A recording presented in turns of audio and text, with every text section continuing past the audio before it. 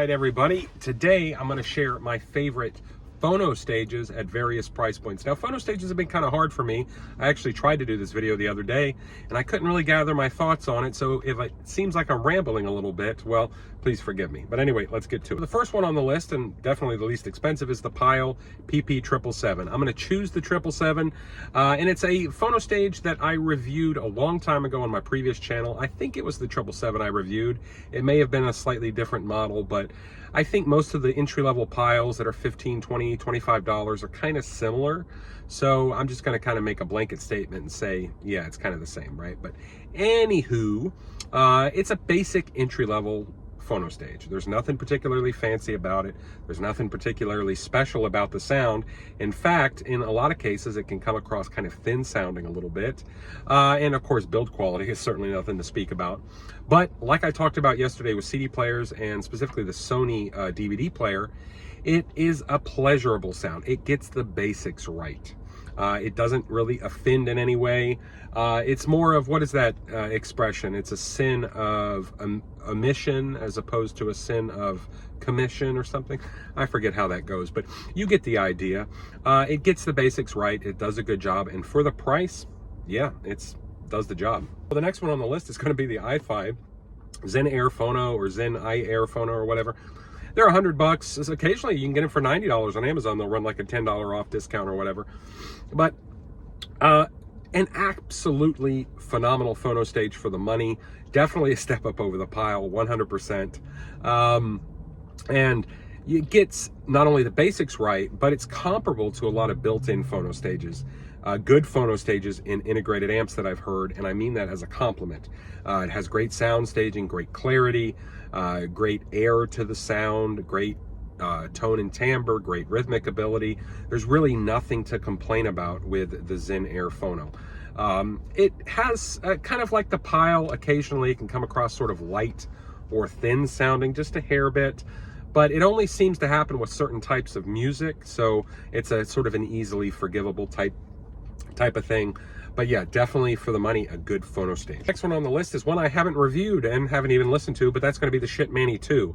Now I'm going to include it because I have extensive listening experience with the original Schitt Manny. And of course, by all intents and purposes, and most of the reviews I've read and user reviews and things like that, is the Manny 2 is just an improved version of the Manny. So everything that, you know, was great about the Manny is equally great about the Manny 2, and even more so, right? That's kind of the idea.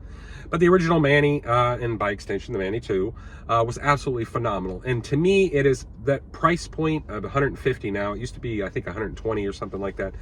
But it's at that price point where you notice the step up in sound quality. All right, it's not only as good as built-in phono stages, you know, in integrated amps and that type of thing, but it's better than. Better sound staging, better air, better clarity, better tone and timbre, better rhythmic ability, better prat. You feel like the musicians are in front of you, as opposed to it just being kind of more like a recording you're listening to. It really is that initial step up over what is built in. And to me, it's that entry point to where you achieve that. The only criticism I've ever had with the Schitt Manny, excuse me, and it happened more so over time, the more I listened to it, I noticed it, was that I noticed, like, I would listen to an album on CD, and then I would compare it with the vinyl version, of course, through the Manny. And I noticed that the Manny would the recordings would sound exactly the same. So effectively, the Manny was making your records sound like CDs. Now, that's a good or a bad thing. I guess it depends on perspective. But for me, I came to the realization, well, I want my records to sound like records. If I wanted to listen to something that sounded like a CD, I would simply listen to the CD. Next one on the list is going to be the Lounge Audio LCR Mark III, and I actually currently have this phono stage, and it is truly special. Now, there is a lot of kind of discourse on the LCR. Now, I have the older version. They do have a newer version that comes in a gold and a silver version, and a base model and all this kind of stuff. I picked up mine for $200 used, but of course, brand new, I think they're $500 is what they start. But regardless of all of that, absolutely phenomenal. The best thing about it is great tone and timbre and great body to the sound.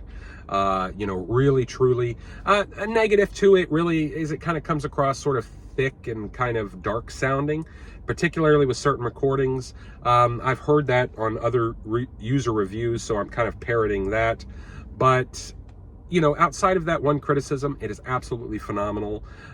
Really, truly, I mean, like I said, the best thing for me about it is the tone and timbre. You get this great sense of the texture of instruments that come through it. I do think, however, because of that slight darkness, it probably works better with some cartridges over others. You wouldn't want to pair a warm sounding cartridge with it, for example. It'd probably work pretty good with a lot of Ortophone cartridges because they tend to be kind of sort of neutral sounding, kind of lighter sounding, brighter sounding, however you want to say it.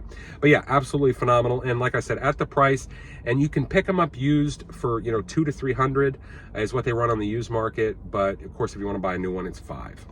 The next one and last one on the list is going to be the Sutherland KC Vibe, the older model. Now, I haven't owned this Phono stage particularly myself. However, at my reseller friend's house, he had one at one point, and I listened to it extensively. We're talking hours and hours of listening, you know, on it. And it's definitely a step up. You know, if we take and consider for example, the Manny as being the basis of the starting point of bettering Phono preamp sound, and the Lounge LCR is being a slight variation of that in terms of, you know, light and dark type of thing. They're not really different. They're not really better. They're just different if we think of it that way. The KC Vibe is definitely where you get the next step up in better sound quality, better sound staging, better tone and timbre. You feel like every ounce of information on the record is being extracted and being pumped out of the speakers. That's how good it is. You know, very quiet, more or less. It had a tendency, I thought, to kind of pick up a little and amplify a little bit more surface noise than I would have liked. But with the exception of that, it was absolutely phenomenal. And the other criticism is it could occasionally come across slightly analytical sounding, more like instead of listening to a performance, you're listening to individual pieces of music, which I don't really like. But it only happened with certain types of music, and it seemed to happen, you know, occasionally. So kind of easy to forgive in that respect. But yeah, absolutely phenomenal Phono stage, really good. And like I said, I think it's at that price point where we're bettering what you get with like the Lounge LCR or the Schitt Manny. Yeah, that is it for today. That is it for Phono stages. I've got another video I'm going to be putting out a little bit later as well, so stay tuned for that. But yeah, anyway, peace out.